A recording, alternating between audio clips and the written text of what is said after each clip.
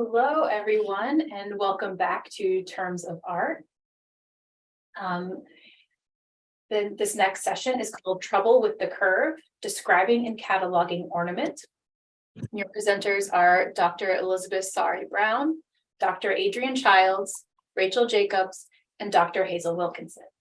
Immediately following this presentation, there will be a 30-minute informal continuing the conversation where participants can use this time to ask additional questions, to connect, find affinities, and so on. Take it away. Okay. Thank you so much. I wanted to begin by thanking the organizers for the symposium, for putting together such an interesting and rich program, and for allowing us to take part, and also to all the other presenters and participants. It's been a fascinating day so far, so thank you.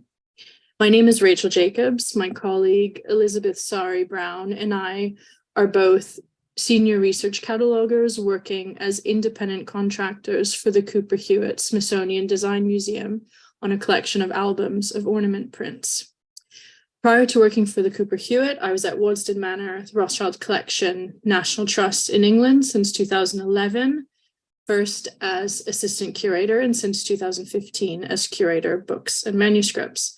I'm accompanied today by my colleague Elizabeth, who in addition to working for the Cooper Hewitt, teaches courses on 18th century European art at Georgia State University and is working on a book project titled Modeling Sculpture, Clodion, the Aesthetics of Terracotta, based on her dissertation, which she completed in 2021. And our two wonderful and accomplished panelists, Dr. Adrienne Childs, art historian, curator, and adjunct curator of the Phillips Collection in Washington, D.C., with her current book under contract with Yale University Press titled Ornamental Blackness, the Black Figure in European Decorative Arts, and Dr. Hazel Wilkinson, associate professor of 18th century literature at the University of Birmingham in England. Hazel is principal investigator on Recovering the Grammar of Ornament, a project funded by the UK government, and she was recently awarded the Turing Fellowship for her work with computer vision and AI for Compositor, a database of 18th century printers' ornaments. These are very brief introductions. Oh, sorry, we're having a slight. Our PowerPoint will be coming back shortly. These are very brief introductions, and our panelists will have a chance to speak in more depth about their projects. But first, a short overview of the Declue collection and the cataloging project. The Cooper Hewitt Smithsonian Design Museum was founded in, sorry, we're having a little technical, there we go, I'll continue. Was founded by sisters Sarah and Eleanor Hewitt, granddaughters of Peter Cooper, inventor, manufacturer, and philanthropist, who had founded the free school, the Cooper Union Advancement of Science and Art in 1859. The museum was intended as a free teaching museum in order to encourage and inspire American manufacturers with objects made accessible to visitors to be used, handled, and studied, and is now home to the greatest American collection of rare European architecture and ornament prints. The core of the collection consists of 332 albums, approximately, with about 13,300 bound sheets, spanning the 16th through to the 19th centuries, particularly strong in the 17th and 18th century French ornament prints. The albums were purchased 1920-21 from the Parisian decorator Léon Declue. The collection included pre-existing albums from his personal collection, along with prints he purchased specifically for the museum and its reference library in mind.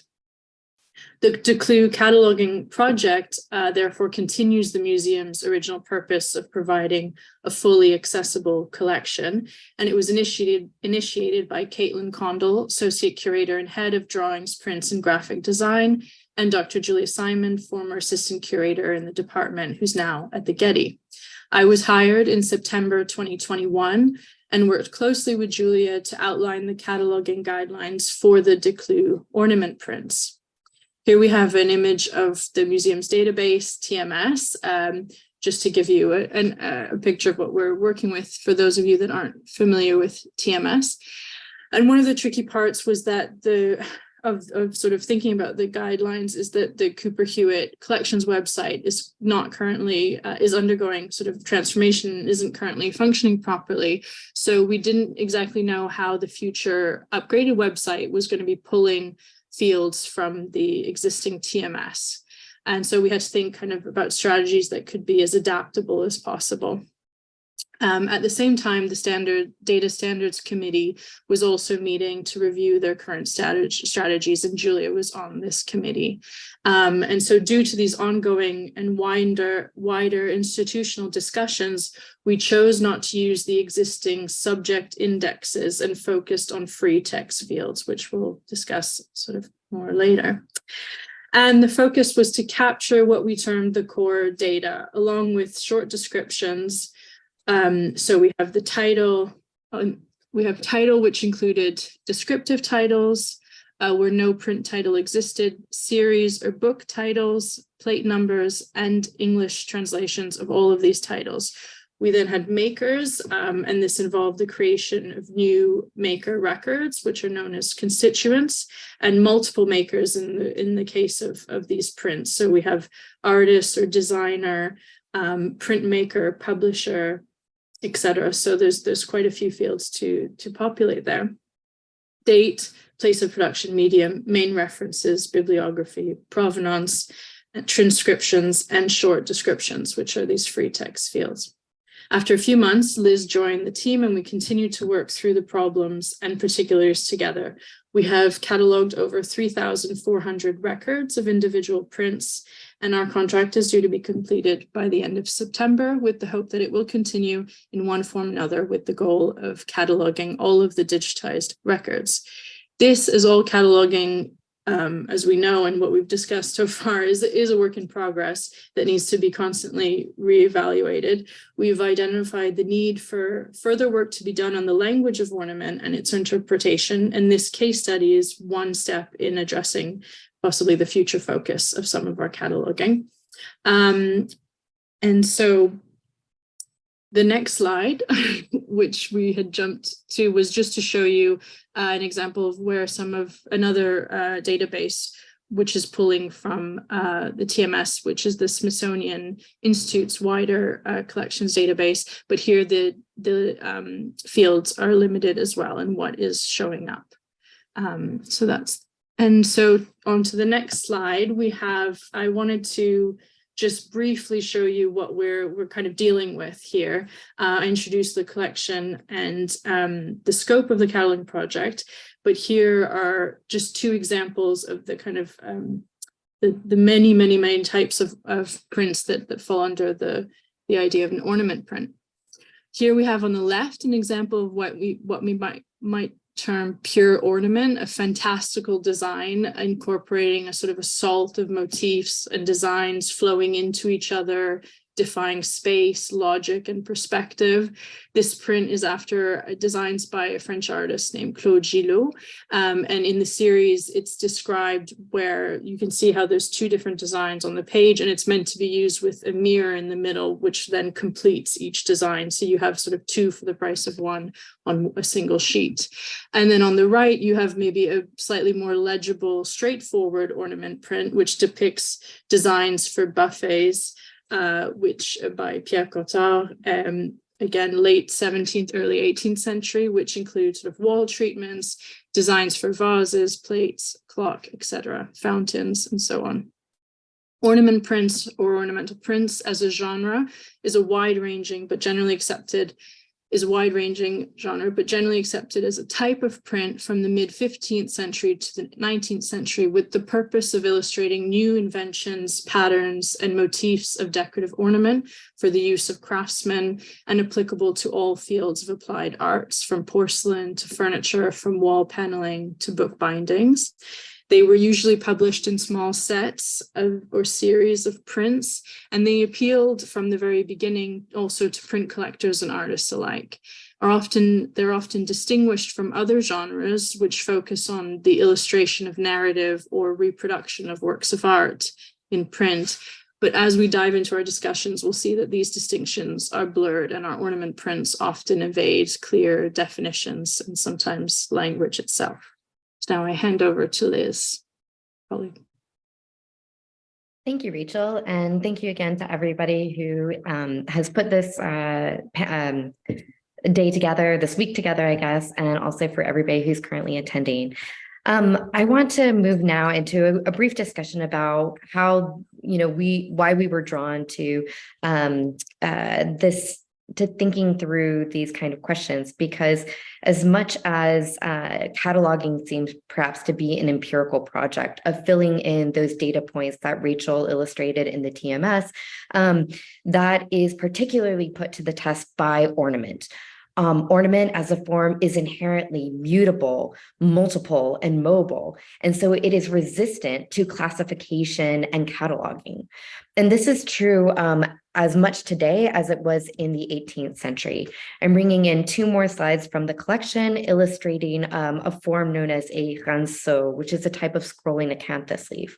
The plate you see on the left is actually a book about sort of a series of motifs and definitions of what various ornamental motifs would be in ironworks. And you see that the forms are labeled below.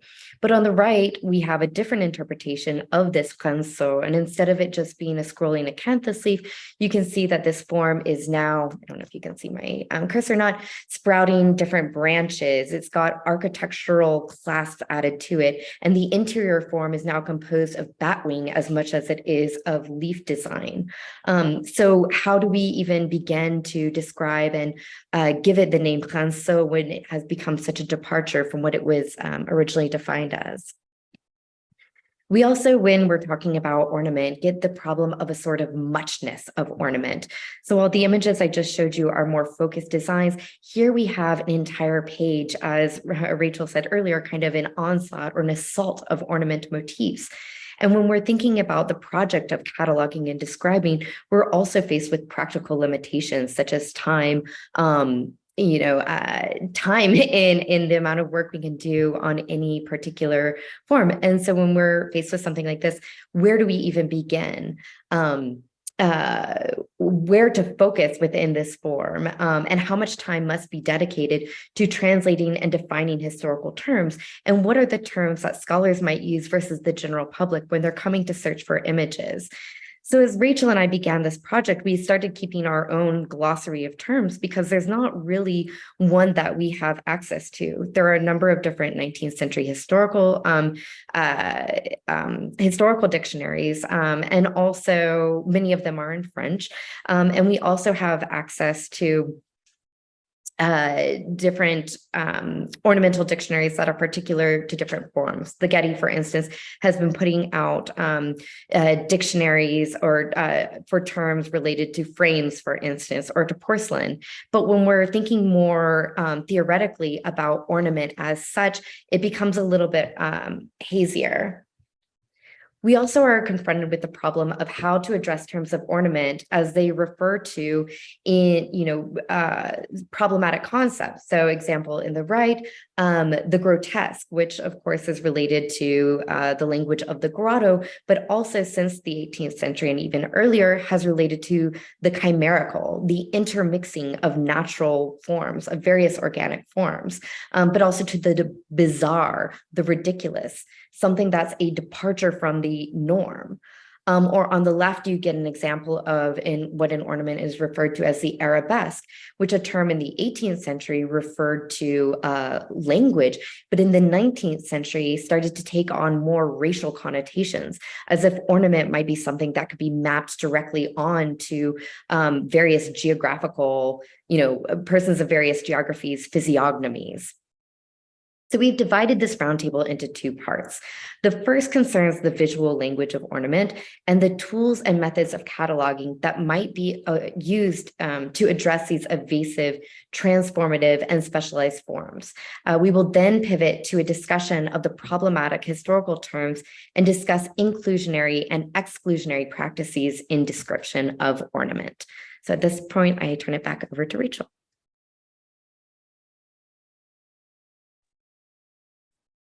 Okay, thank you so much, Liz. So as Liz has wonderfully described, the how the aesthetic properties of many of these ornament prints evade classification and sometimes language. We've seen in some of the examples we've looked at with their sort of transformative and layered qualities. And as we know, cataloging is a subjective exercise, but with the aim to provide a sort of impartial access to an object and a way of reading or interpreting this object within its collection and context that is as inclusive and relevant as possible, which at sometimes may feel like an impossible task, but I think this conference shows that it is possible. So here, to start the discussion, there's another example which showed 2 sheets from a single album with designs for what we call tailpieces from the mid to late 18th century. Tailpieces or illustrations that were used in books, small little vignettes appearing usually at the end of pages or chapters. And they may appear at first sight as less complex than the design we saw in the earlier, in the slide just before. But here we do see that they are also equally possibly complex because there's multiple designs on a single sheet depicting scenes that are both narrative and also pure ornament. So I open up to our wonderful panels and see, in looking at these types of ornament prints, questions, what do we need to capture? This is the fundamental question, and it does change obviously per institution and context, but what do we need to capture with our descriptions? How many details should we aim to describe? And in thinking of that, is there such a thing as over description in that context? Can I open up the question to our sorry, because Hazel or Adrienne, do you have any thoughts on that initial question? Yes, thank you very much for having me here. As a sort of an art historian, I'm not a decorative arts historian, but I've had to take a crash course. And in that crash course, I have crashed into all of these issues that you are talking about today. You know, what's interesting is that even going back, you defined tailpiece, but that, you know, I still don't kind of really get that. So I'm looking for like a macro description of what these vignettes are aimed at, and then I am also looking for the micro descriptions in terms of, you know, the figures, obviously, the settings, the stories that are being told, but we have to be careful about the stories that are being told, because you could be interpreting it in the wrong way if you're interpreting a story, and then it therefore always becomes that if you see some old man, he's Moses, and then he's always going to be Moses, so that kind of thing. So you have to and you also, I think that thinking about themes, like you have that vignette there that looks like a turquerie to me, but you know, I know what a turquerie is, but another art researcher might not know that or think of it in that way.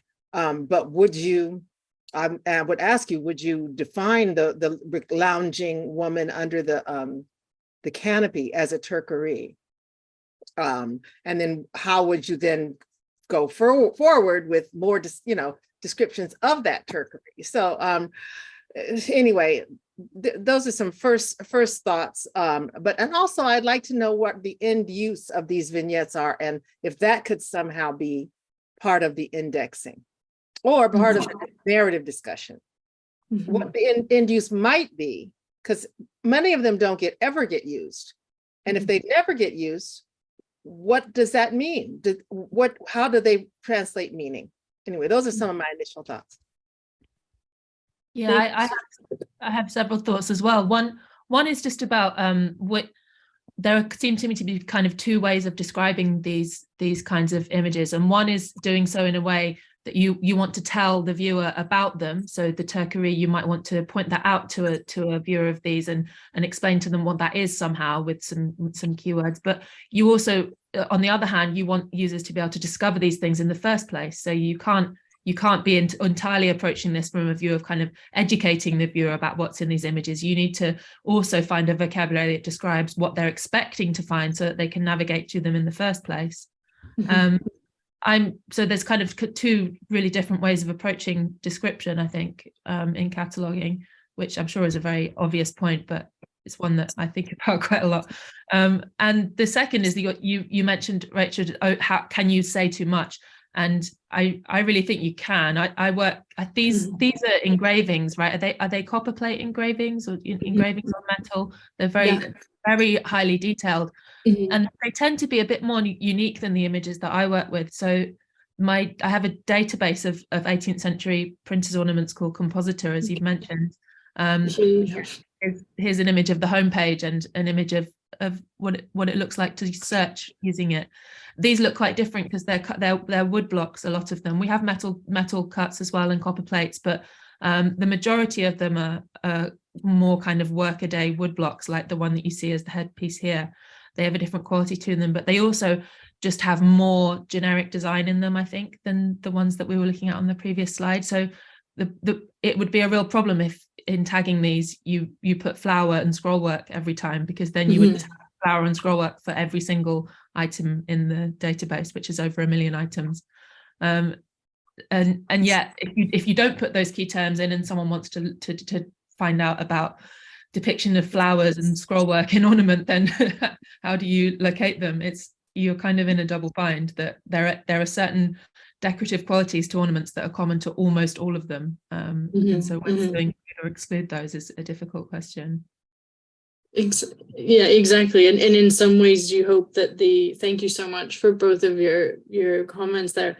And in some ways you hope that if you keep adding, then it can soften down the search, but at the same time it keeps opening it up simultaneously, as you mentioned. And I just wanted to make a comment that's really interesting about the point before I move on to the next question.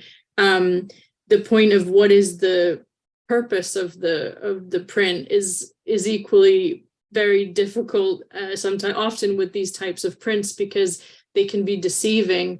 The print will be advertised saying it is for this purpose, it's for this type of application, but really it's a sort of fantastical thing that's to show the inventiveness and the creativity of the artist. So its purpose is also, we have to kind of question the words and interpret the what the print says about itself sometimes. Right. Well, it seems like the print is off, especially with these really refined, some of these French prints that are aimed for maybe silver design or something.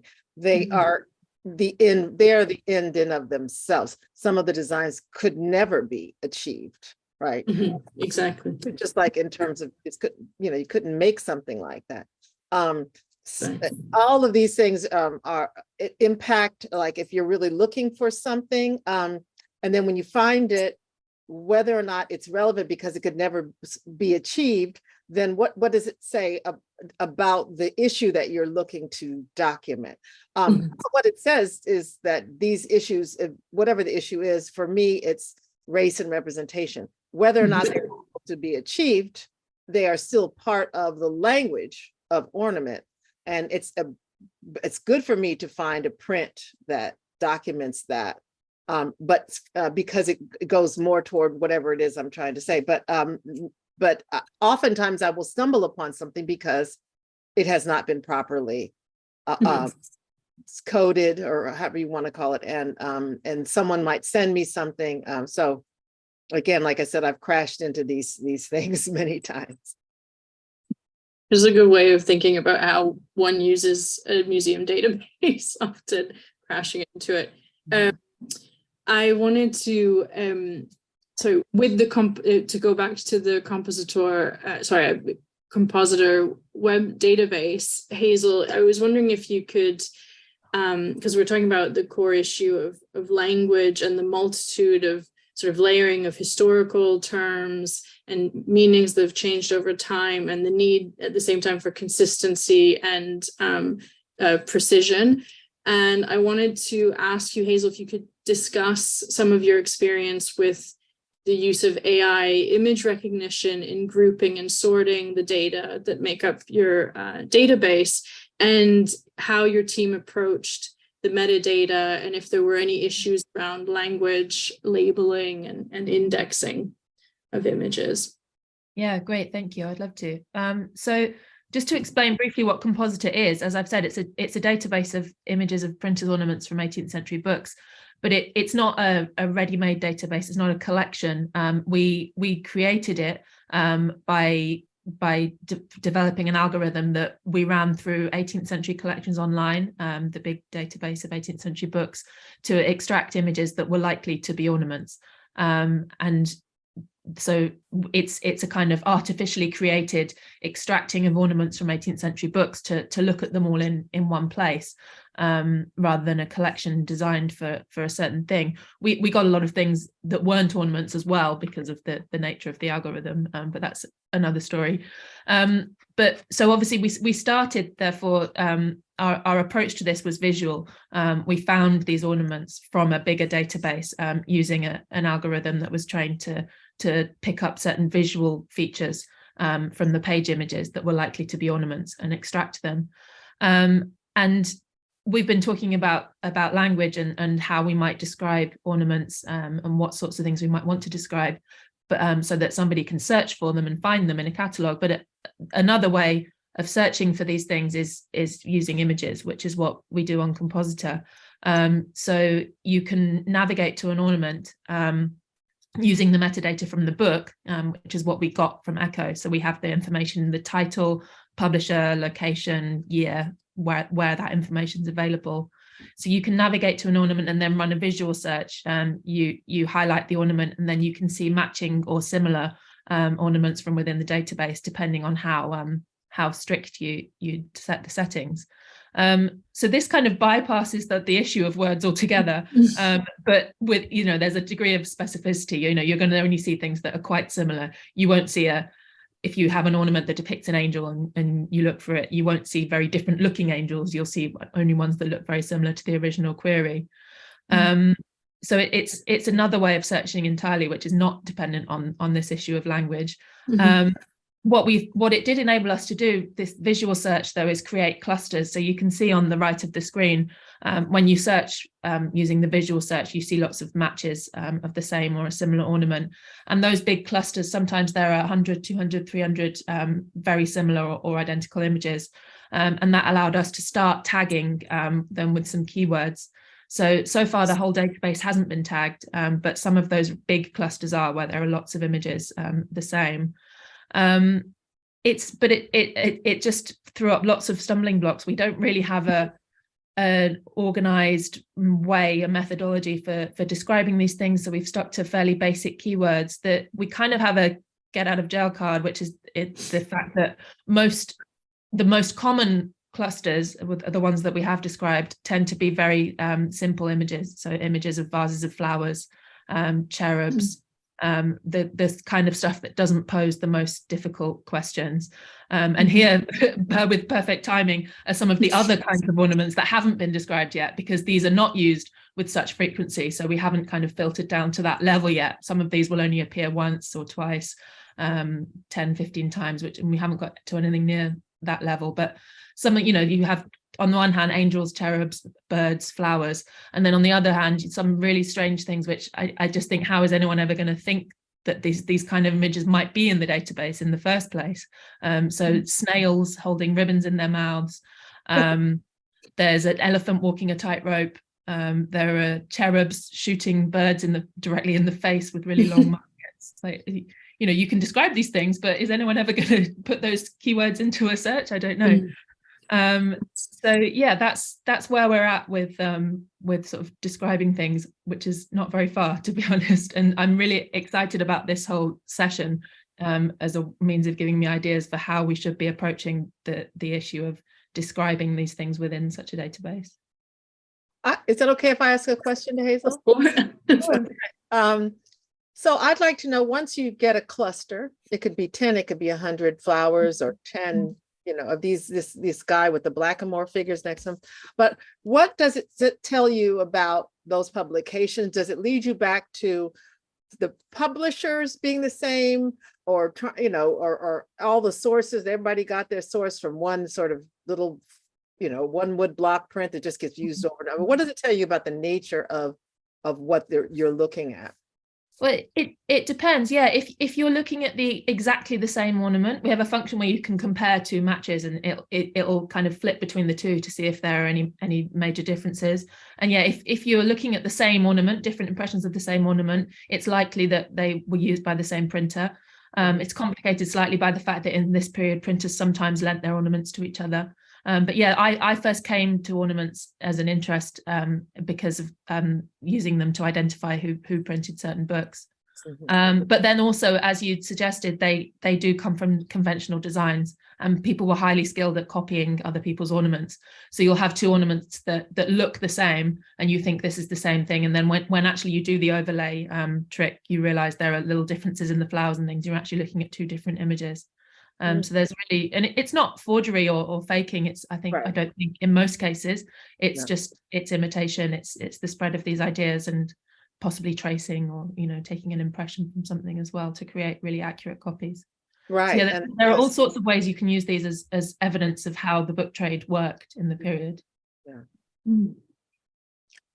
Thank you. So, and I mean, on a one last point, I guess there's huge potential and also limitations to using kind of this type of AI image recognition for ornament across because the data has to be there in order for the images to be recognized. But potentially it does sound very exciting and a kind of sort of a dream for catalogers if we could if museums could come together, put all of their ornament images together in a massive pool of data, and then we could somehow teach the AI to recognize. Do you think that is something that's potentially feasible, or is it just a? Well, it's a great question.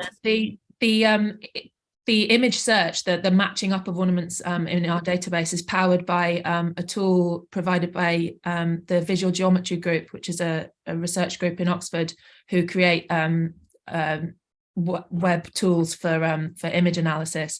And that works brilliantly with these kinds of images, finding similar images. They're really amenable to that being sort of black and white and kind of consistent.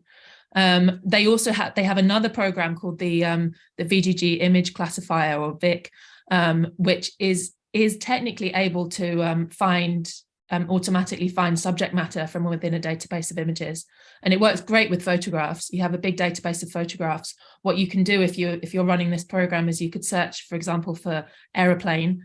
And what it does is it runs in a few seconds, it runs a Google image search for your term that you've entered. So aeroplane, it learns what an aeroplane looks like, and then it finds aeroplanes within your database. So it's a kind of magical way of finding keywords, images with something in it, without ever having to do all of this work of cataloging and indexing and tagging. It uses the whole of the internet to learn what you're looking for in 2 seconds, and then finds it within your database. But we haven't applied it yet to these kinds of images, simply because it would need, I think, bespoke development to work with this kind of image, because these aren't what most images on the internet look like. And for example, that outline of an elephant, I think it would work with very well. That probably is a kind of archetypal image of an elephant. And so when we do experiment with it, which we will, I think we will have some success. But other images, like the image just above the elephant of two men sifting corn with quite a complicated background, these aren't very high quality images. I think it would be really difficult for this AI image detection to work out what's going on there with any degree of accuracy. They might say there are two men and some architectural details are seen, but the level of specificity that we were talking about 10 minutes ago that you might like to achieve as a cataloger, I can't envisage at the moment that kind of program achieving, but it may do in the future. Well, thank you. On that sort of hopeful note, we'll move to the next theme that we're discussing, and I hand over to Liz. Thank you so much. Thank you for that initial discussion. And I think Hazel's conversation about the still reliance on catalogers for description, because, certain search or databases are not yet equipped to do that sort of matching and mining necessarily. And also Adrienne's pointing out of the two blackamoor masks that are framing the portrait on this image taken from Compositor is a great place to shift towards the issues we face in describing and classifying motifs and the problematic languages and images we encounter when doing so. And I'm going to move forward just a couple of slides to this one. So these are two examples of so-called chinoiserie, one of which on the left purports to represent a particular individual, and another which uses visual tropes and accoutrement to suggest a sort of Chinese-ness. Now we have a problem of description. These are not Chinese persons as we're writing out what we're seeing, or individuals of Chinese descent. These are representations. And the term chinoiserie does do that. It does suggest a sort of fictionality of representation, that these are images not necessarily of Chinese individuals or motifs, but in the manner of Chinese motifs and even modes of representation. But chinoiserie is itself more of a 19th century term. It wasn't really defined until 1873 as, and I quote, small objects coming from China or in the Chinese taste. But yet this is a term that has been used. And so one of the questions we're also thinking about is how much to perpetuate these uses of historical terms when, in fact, different data technologies may one day be able to use search terms such as chinoiserie, which have been used historically, to mine and find images such as this, but also to be sensitive to our, viewers and visitors who are coming to the website, looking at images and looking for images and coming up with images such as these and how to navigate this. We also have the issue that not all images that fall under these terms are as obvious. And this is where I also want to just interject a little bit with the question we had earlier about the purpose of print, right? And there is with ornament often a sort of purposelessness to them. They often were meant to be enjoyed on their own, or they weren't necessarily to be used for one thing, but could be used in multiple different registers and continually transformed and reused and repurposed. That sort of purposelessness has meant that ornament has historically been cast as, concerning only with the minutiae or on the peripheries. But one thing that Rachel and I have really learned through this project is, as much as it might be classified as that, ornament was pervasive, right? It was not only to be found in these ornament prints, but to be taken from paper and made into the 3 dimensions, to be carved or molded into all different materials, to be sewn onto fabrics. And so as much as it doesn't necessarily, mean anything in a narrative sense, there's also the way in which it carries cultural values and that these are pervasive across the time. And here we have example of these flowers, which were designed by Piedmont, the artist we saw on the last slide. And I just want to point out that this volume does in fact identify these flowers as a book of Chinese flowers. But if someone were just searching these images, there's not necessarily that immediately identifies, for maybe the casual viewer, that these objects are actually associated with chinoiserie, as in that they are designed to be in the Chinese taste, or relate to forms that are associated with chinoiserie. That does in fact take a sort of, connoisseurship and a familiarity with these images and motifs to understand that in the 18th century, images such as these, while we might see them just as ornamental or decorative flowers, did carry various cultural and even racial associations. And so this is some of what we're trying to parse in how we describe and classify ornament. And I now particularly want to bring this to Dr. Child's research, because she has been grappling with ornament as it extends not only in these prints, but also how it mutates or is mutable and comes into 3-dimensional form, and how these objects do have how they do carry cultural value. So I guess the first question I want to pose to you, Adrienne, if you don't mind, particularly as you've talked about your crash course in this, and how you've been dealing with museum databases and trying to find these objects that are pervasive, and yet because they are not necessarily always on display, or because their images are not always cataloged in collections, how you find them. And that question is it necessary to preserve certain problematic terms, chinoiserie, blackamoor, to describe and to discuss them accurately, and particularly as you, the researcher, who are looking in databases to find them? Yes, well, thank you for that question. In a word, yes, I think it's necessary to preserve the historical term, because the historical term is an artifact in and of itself. And the historical term contextualizes it in its own time, if it is the historical term. Sometimes these things get termed, those terms like blackamoor come along a little bit later. So that's such a fraught, that term is very, very fraught. It was a term that used to be used for people, and somehow gets co-opted in the decorative arts world. About the 19th century is just a sort of blanket kind of term for, particularly in British, in English language, for an object with a Black figure. In other countries, they would be called different things, Moors, and again, there's language barriers, language differences that impede this too. But I think it's interesting that you started out with chinoiserie, because at least there is some kind of sort of system with chinoiserie. We understand kind of what it is, when we recognize it.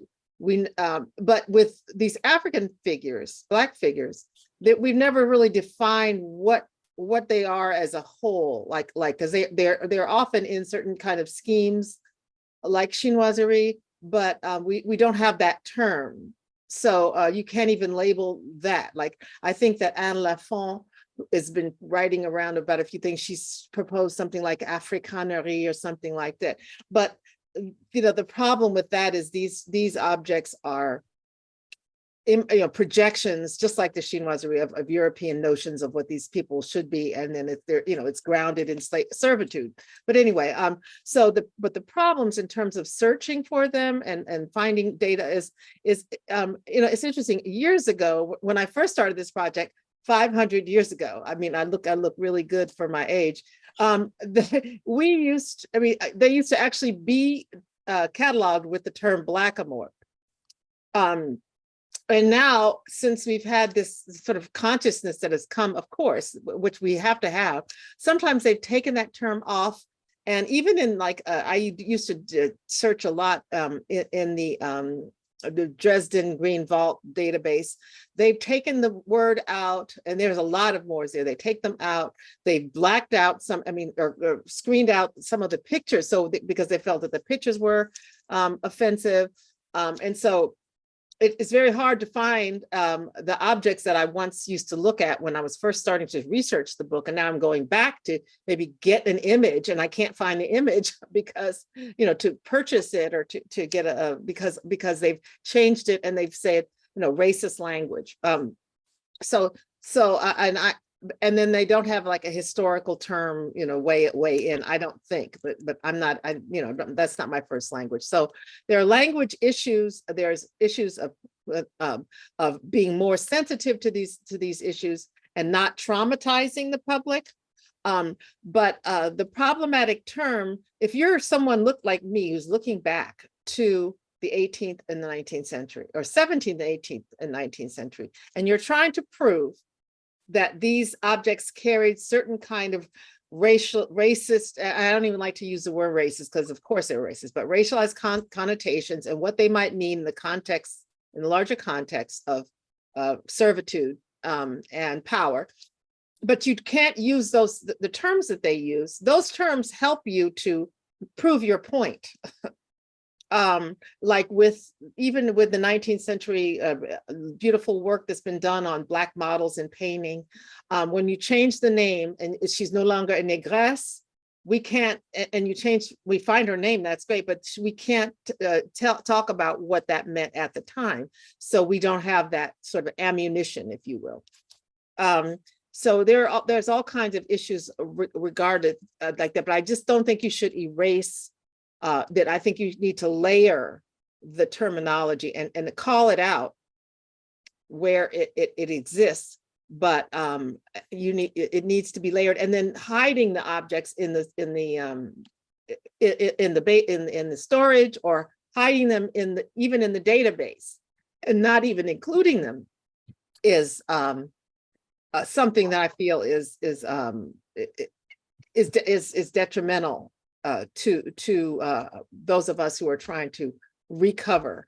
And you could sometimes say, well, they're not really high quality. I mean, sometimes things are they're not coming out because they're no good, but they need to be available for people who want to understand those issues.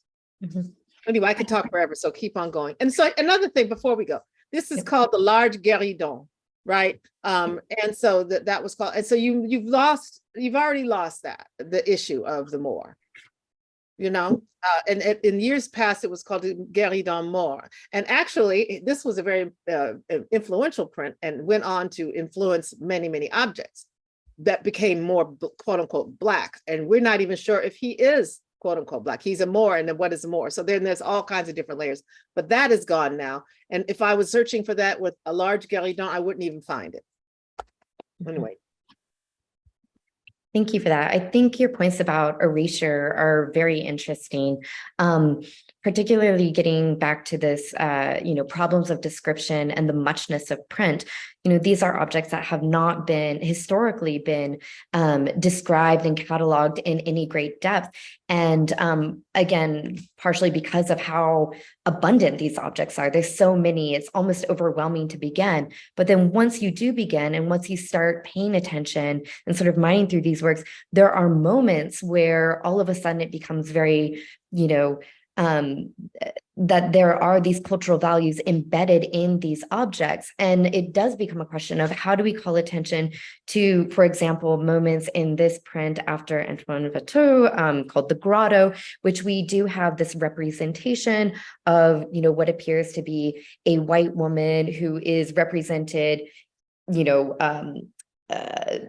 hierarchically higher than this woman who has darker skin, right? These are representations, and they are suggesting particular social, racial, cultural hierarchies in this moment. But, how do we begin to describe this, relatively very small moment within this larger composition? And yet, if we neglect this moment, we're not neglecting just this moment, but the many times over in which these small narrative moments appear in these prints, of which there are thousands, tens of thousands. And by, kind of calling attention to, all of a sudden, we're able to reconstitute some of the ways in which these merely decorative objects, had particular cultural sway. Again, if individuals are seeing these sorts of representations over and over, what sorts of values are they instantiating? And so I do think this, this question of erasure and how do we bring forth these problematic moments in a way that is sensitive, but that also allows us to recognize the way in which imagery such as this was mobilized for political and cultural purpose at the time. I know we're running out of time, and I do want to open it up to questions. Of course, we also have time to continue the conversation, and I hope we're able to do that. But I'd like to I guess open up the first question of our brainstorming session and then have Rachel the second. But what tools can a museum provide to help define and contextualize the abundant and evolving terms of ornament? For example, exactly as you've been talking about, Adrienne, this question of, is there a way that maybe if certain terms are hidden but still accessible? I'm not sure exactly what that looks like, not being a particularly technologically adept individual, but I do hope that this session we can brainstorm that.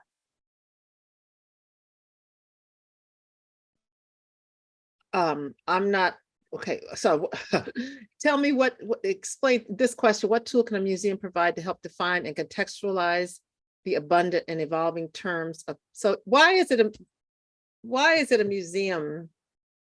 I mean, are you particularly, why are we talking about the museum in particular as opposed to other kind of Sure. form. Yeah. Well, I think for this particular use, the museum is, one place where this is, accessibility is more accessible, where these objects might become more accessible to a broader public. As Rachel mentioned at the beginning, where the Cooper Hewitt is currently working on revamping their website to make it more accessible to a public, and that is a project that Cooper Hewitt as a design museum is very much looking to do. And so, Rachel and I are part of at the ground point of what can we do in our descriptive and our classifying to make these objects accessible to the larger public. So I think that's where we're coming from. Right. But of course, we don't want to neglect the scholars who are also using our, using the database, who are using the website for their research, for accessing images that they might be using, to make their arguments or as illustrations in an essay. Well, I wonder, I was just curious. I mean, I wonder about when there's a question, like you were talking about this print, we're looking at the Watteau, and whether or not who is this Black woman? Is she a servant? Is she a slave? And I know you would probably be careful, you want to be careful about how you describe her, but that's exactly probably what she is, thinking of the context. And is there a way to index something with a question mark or with a qualifier saying, we're not sure if this is, but this is a possibility? In other words, is there a way to index with different possibilities? Because you wouldn't not want to put in there that there's this servant woman there. Anyway, and then it's very hard to think about how to do this without educating the public in narrative ways. So I mean, how do you do that on a website, on a museum database, without it just being so technical and term based? But how do you do that? Do you put little videos on there talking about how to search and talking about some of these big problems that might be? Do you have little pop-up discussions? Right. I like the idea of a pop-up video.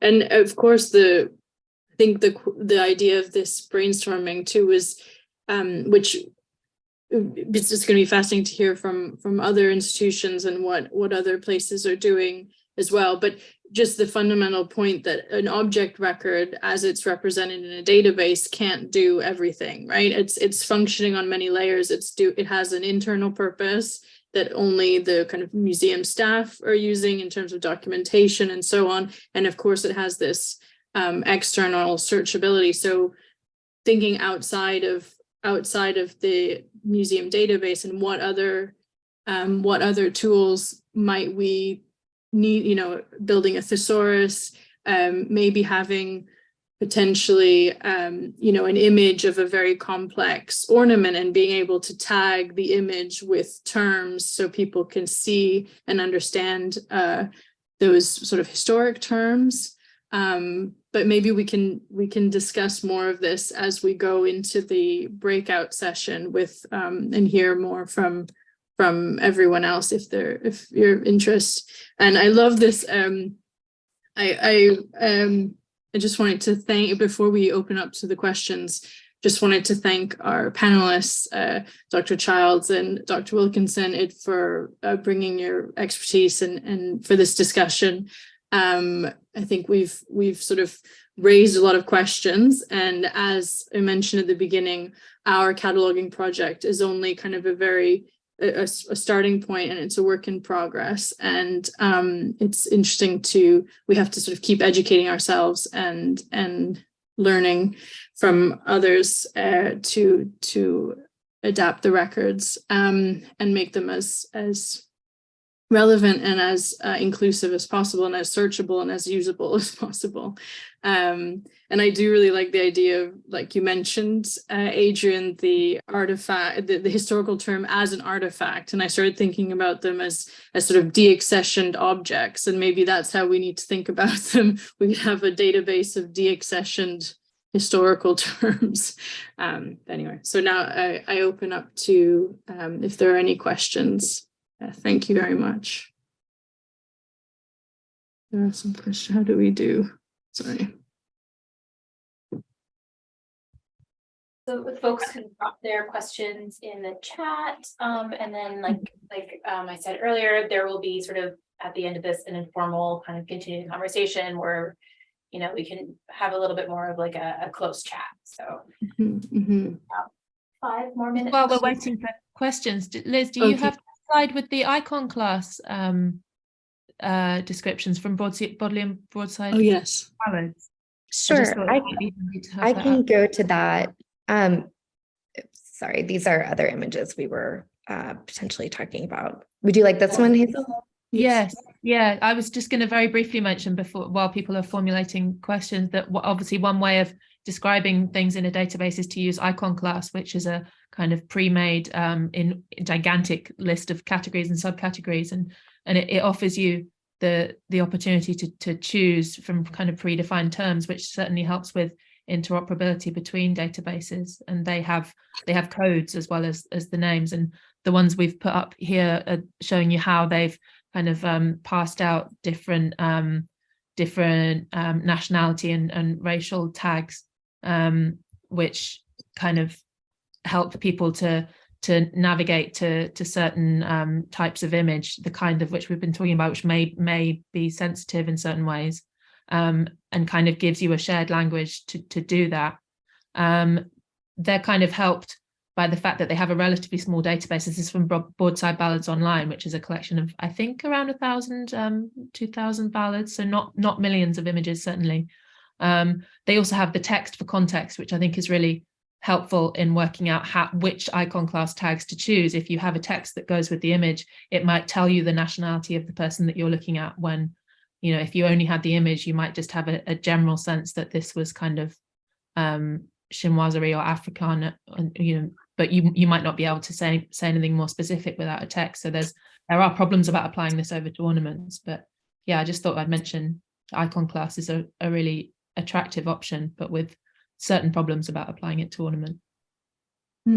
Yeah, I was looking at this. It's interesting because even with these terms, they get a little dicey, you know, like primitive, Negro. Yeah. So you do. Yeah. So and this is meant to be helpful. What's a quantum? Again, it's over proliferation of terms, isn't it? That's my main objection to icon class, and the reason I haven't taken the leap to using it in Compositor yet. I mean, I may do, is just the sheer number of terms, like how fine, how granular you can get with it, which is both its advantage and its kind of off-putting quality. It's kind of terrifying how many things you can say about an image using it.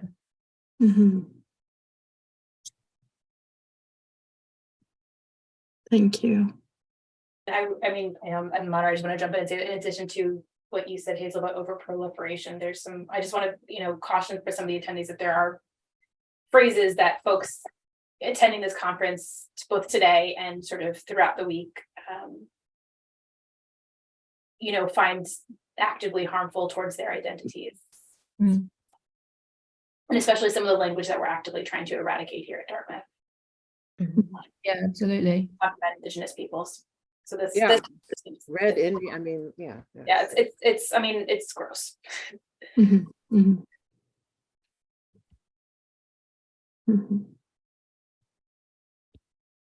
Yeah, it's this really difficult question of preserving language which has been used historically as an object of study, but also, of course, wanting to eradicate that kind of language, which makes this kind of reflecting on these things from the past really difficult.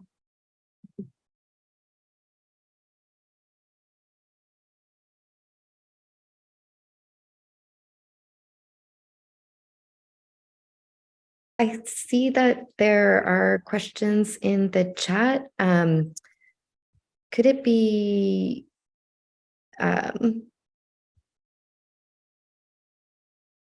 Courtney Wilder had asked a question about, could the AI programs just mentioned be typed out in the chat? Oh, I'm sorry, I'm just reading through the chat right now.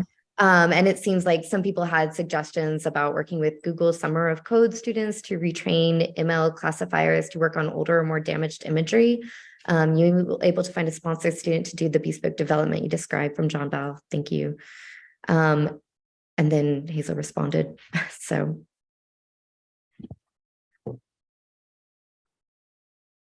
Okay. Well, as there aren't any more questions so far, and we're just on time now, I just wanted to thank you all. Thank you, Dr. Childs and Dr. Wilkinson and Elizabeth and all of the people attending, and for your comments and the discussion. Thank you so much.